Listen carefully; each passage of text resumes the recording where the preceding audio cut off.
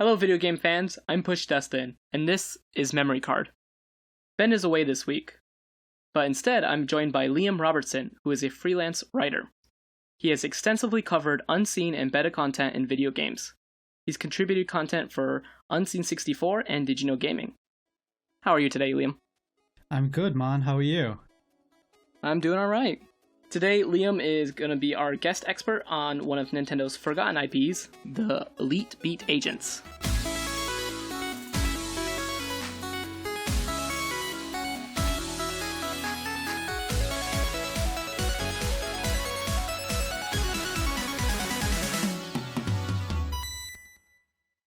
Forgotten IP, that's so insulting. Nobody has forgotten Elite Beat Agents. The greatest Nintendo music game of all time, Push. Well, certainly one of them, anyway. I think it is covered in Smash, right? Like, they have some spirits. Yeah, there's a little bit, but it's not enough, frankly. You know, it's insultingly low for how good it is. There should at least be an ON Dawn or Elite Beat Agents assist trophy, right? Given that the premise of those characters is that they cheer on other, characters. So it seems like a common sense character to add as an assist trophy. One that could like boost the fighters or something. Yeah. Or, at least a couple songs for the stages. Yeah, I guess that's just because they'd have to license those. Those games all use licensed music. Oh, okay. So it would probably be pretty difficult. Like Elite Beat Agents, like the soundtrack is stuff like YMCA and Skater Boy, So it would be a bit weird if that showed up in Smash. Skater Boy and Smash, that would be like the only song I'd play. Yeah. So let's start at the beginning. And how did Elite Beat Agents actually start? What was like the initial ideas behind it? Well, I think in order to explain Elite Beat Agents, we need to go into the kind of the game it was based upon, ON Dawn, first. Okay. ON Dawn is a game. It is a game for the Nintendo DS. The genesis of that sort of came about in about 2003. It's made by a company called Innis, which was this company founded by music enthusiasts. They wanted to make music games just because they love music so much. And, they came about in the late 90s. They wanted to, kind of get in on the music game craze that was blowing up in arcade machines in Japan back at the time, with like stuff like DDR. Yeah. And like the Guitar Hero knockoff. Well, not knockoff, but the original one. Yeah. What's that called? Like Beatmaster or something? Maybe. I'm not an expert on that stuff. But yeah, there was a lot of stuff like that back in the day. And they made a game called Guitar Man for the PS2. Didn't sell very well. And Innis, for the next few years, struggled to get a new game into development. They pitched stuff to companies like Nintendo and Konami. And nothing was really working out for them. And they were contemplating the prospect of closing the studio down. Like, things got really rough for them. And they ended up going to E3 in 2004, where the DS was revealed. And Kiichi Yano, one of the founders of the company, who would go on to direct these games, he saw the DS and he was reminded of an internal pitch that Innis had for a game based around ON Dawn. As a Japan resident, perhaps you're better positioned to explain what ON Dawn are better than I am. So you want to take that away? ON Dawn, ON in Japanese means to cheer. And so ON Dawn would be someone who is like cheering, kind of similar to a cheerleader. Yeah. But it doesn't have that stereotypical female role. It could be male or female. And they're typically trying to get the spirits of a sports team up. So you have them in like high schools, right, and universities. And they're typically male cheerleaders who wear these black robes, what they call like gakurans or something.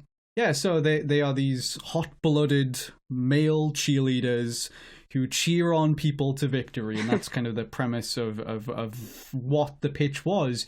They wanted to do not a game for a console or anything originally. There was a team at Innis who wanted to do a game based around Owendon, which would be an arcade machine, and it was pretty elaborate actually. Like they imagined having fan controllers, because the Owendon sometimes have fans that they unfurl in time with the music to cheer people on.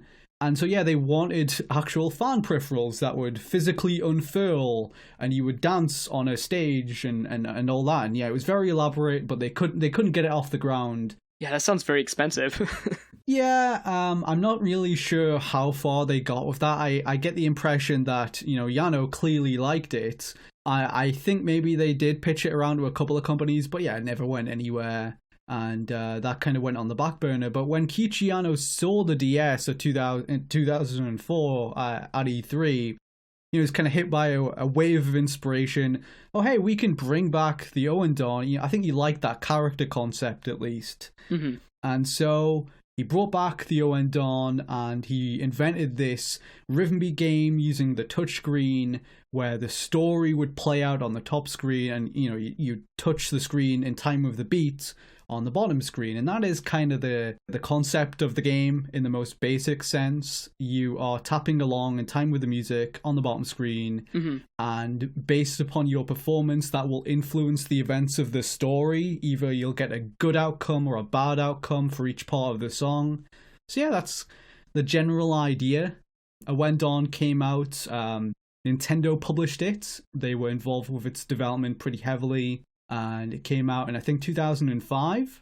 And yeah, it was kind of a cult hit, much like Guitar Man, but it sold a little bit better. It did pretty well for them. Mm-hmm. There was some interest about doing a sequel, but a lot of American players in particular, in the West, were importing Owendon en masse. And this caught the attention of Nintendo of America, who decided, hey, why don't we actually find a way to bring the game over? But they couldn't really just localize it because, here in the West, us ignorant gaijins don't really know what a Owendon is, and so it's mostly just a vocal audience of weebs who were like me, who were importing this game because the DS was region free. And, they essentially decided that it would be a good idea to create some kind of a westernized version of the game. Mm-hmm. Not a remake as such, but a whole new game with different music that would appeal to the Western market more. They presented the idea of doing that to Kiichi Yano, who directed Owendon. And he was kind of unsure about it at first, and then he took some time to really figure out what he wanted to do. And his initial idea actually was like nothing like the Elite Beat Agents. It was basically based around the Village People, and it was very weird. I think he's kind of embarrassed to talk about this now because it's very cheesy. It is. It's very silly, yeah. Even compared to the Elite Beat Agents, which is very lighthearted. But yeah, he wanted to do a game based around the Village People, essentially. The Disco Rangers, it would all be disco tracks and colourful visuals and all this kind of thing. Because that's what Americans want. Yeah, exactly. Hey, I would play that, but I get the impression that not that many people would realistically have played it. Especially like back in the mid-2000s, there was this whole push towards, everything's got to be dark and edgy and cool. It's the age of the Matrix. Yeah, right? So I don't think that would have worked out. And I think Yano and the team sort of realized, I don't think people would actually want to play as them. Yeah. So, Yano went back to the drawing board, and he's thinking about where, they could draw inspiration from. And something that you should know about Kiichi Yano is that, despite his name sounds very Japanese, and he is Japanese heritage, he was actually raised in Los Angeles. That's where he Oh, really? Yeah, that's where he grew up. And that's why his games have a kind of a multicultural sort of aspect to them. He has a great fondness for Western culture, and that's where he drew his ideas for Elite Beat Agents from. He was thinking about films that he liked. He was thinking about Ghostbusters, Men in Black, Blues Brothers. Yeah. And he was just kind of presenting some of his ideas. Hey, this is what Western is like, to his team. Innis is based in Japan, by the way, if I haven't said that already. So yeah, and he came up with the idea. He told me it was in a dream that he came up with the idea of Elite Beat Agents. Like, he was on the verge of falling asleep, and he kind of imagined the idea of some agents that would cheer people on. Instead, they kind of save everyday people with the power of music. They would be a secret organization, kind of like Men in Black, right? I got a really strong like Men in Black, Blues Brother vibe from just watching the gameplay of it. Oh yeah, totally. That's absolutely what it was drawing upon. Men in Black and Blues Brothers certainly are the biggest inspiration. Like, even the sort of central character from the medium difficulty in Elite Beat Agents is called Agent J, and that's also the name of Will Smith's character in Men in Black. Which is not something I think I even remembered until after I'd made my video on it. But yeah, there clearly is a lot of inspiration drawn from those films. So the Elite Beat Agents were born, and Nintendo liked the idea. The thing is, the Owendon games were not mega successful, but I really think Nintendo loved making them. So they pretty much greenlit this right away. And yeah, they made a westernized version of Owendon, Elite Beat Agents, totally different music, totally different style. Whereas the Owendon were all about, like a burning passion to help people in need. The Elite Beat Agents are more they have a more cool aesthetic. They're very kind of laid back. They have a very different soundtrack. Elite Beat Agents, it's all like light pop music. Owendon had a lot of J-rock and that kind of thing.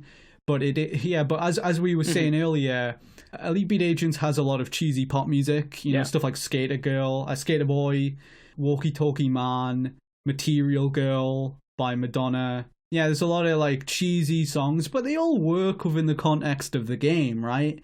They're all really fun songs that match the format of the rhythm beat action so well. Yeah. And what really makes these games special, in my opinion, is how narratively driven they are. Each song isn't just a song that you're playing. It has a story to it. You're helping a specific character who's in a perilous situation. Maybe they're in danger. Or in one of the more memorable levels in the game, every Owendon or Elite Beat Agents game has a tearjerker stage. And I know which one this is. In the one in Elite Beat Agents, which I find probably the most memorable, it's the one everyone talks about, is there is a young girl whose dad has passed away, and she's sort of dealing with the grief of that, and she wants to just see her dad one more time for Christmas.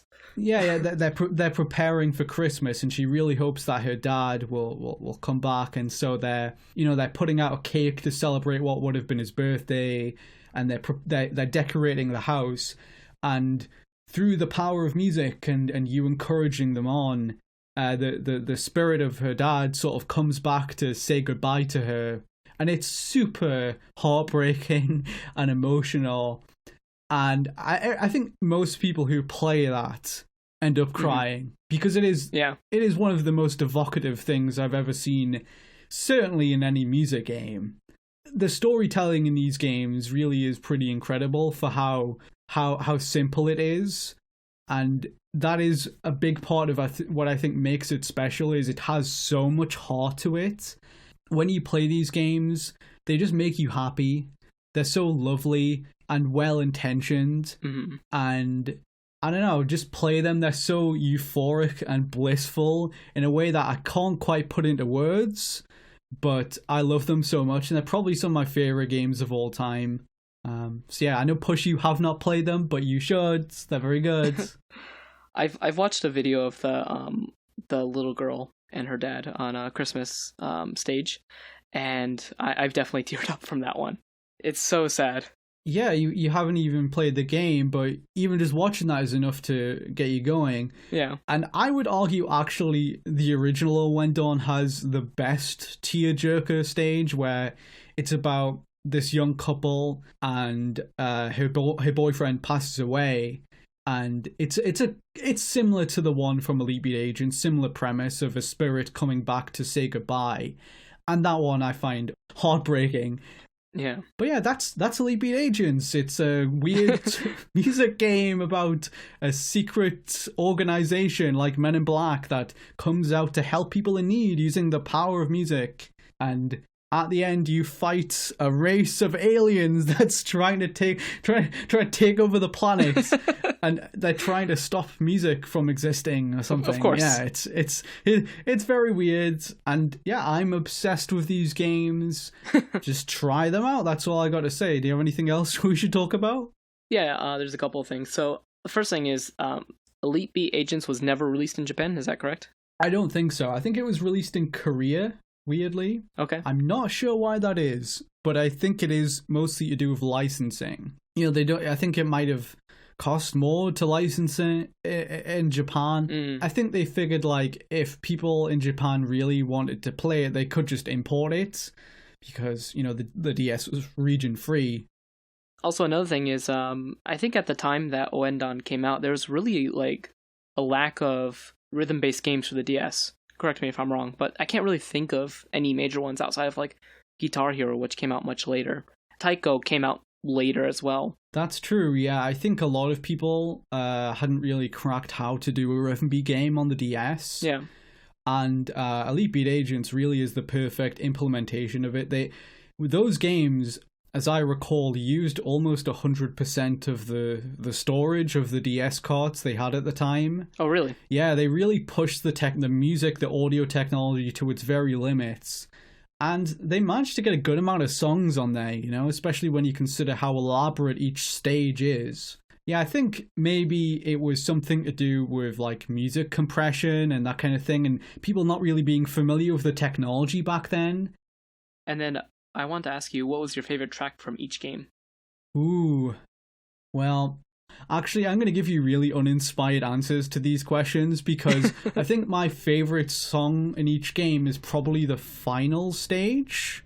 Okay. In the first one, it's Ready, Steady, Go. That would be my favorite in a Went On. In Elite Beat Agents, it's probably the final stage, which is Jumpin' Jack Flash, which, you know, originally performed by the Rolling Stones. And then again, in the Went On 2, the final game that came out, my favorite song again would be the final stage. The song, I can't remember its name because it's in Japanese and it's a really long title, but I think it's by Sambo Master. Oh, I know Sambo Master.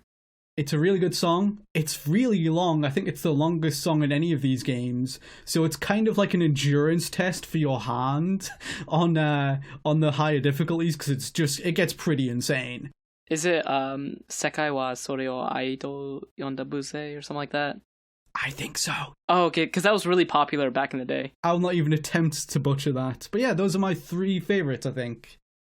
One thing that I will say that I learned, which isn't in the video that I did, but it's just kind of fun, but the developers of Elite Beat Agents and Went On will occasionally go out and do karaoke and perform, like, the whole backlog of the series in a karaoke bar, which I think is kind of fun. I've interviewed the developers a bunch. I think it's okay for me to plug this, right? Yeah, of course. I've done a documentary type thing with the developers on YouTube that you can find. Just look up Elite Beat Agents Game History Secrets is the series I do on Did You Know Gaming. And that video is like half an hour long. It's a similar history to the one we've just gone over now, but with there's so much information in there that I got from the developers. Thank you again so much for explaining the history of Oendan/Elite Beat Agents. I'm happy to, man. Anytime you want to talk Elite Beat Agents, just hit me up, you know. Anyone listening, let's talk Elite Beat Agents more, you know? Like, that's my mission in life, is to get people to discuss Elite Beat Agents more. So hey, I'm happy to be spreading the good word.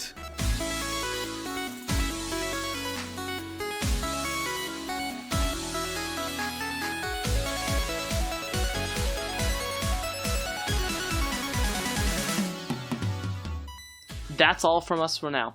Thanks for listening. We'd like to give a special shout out to Game Boy Chiptune Master Jamatar. You can find more of his banging beats by searching Jamatar. That's Jamatar on Spotify or visiting jamatar.com. If you have any feedback on the podcast or want to recommend a topic, feel free to reach out to us via Twitter. Ben can be found at SuperBentendo, and I can be found at PushDustin. And I would like to give a very special thanks once again to Liam, who can be found on Twitter at Dr_Cupcakes. Psst. Hey video game fans, Ben here, sneaking in at the end of the episode to let you know that I'll be back next week with my own guest expert, so be sure to tune in. I'll see you then.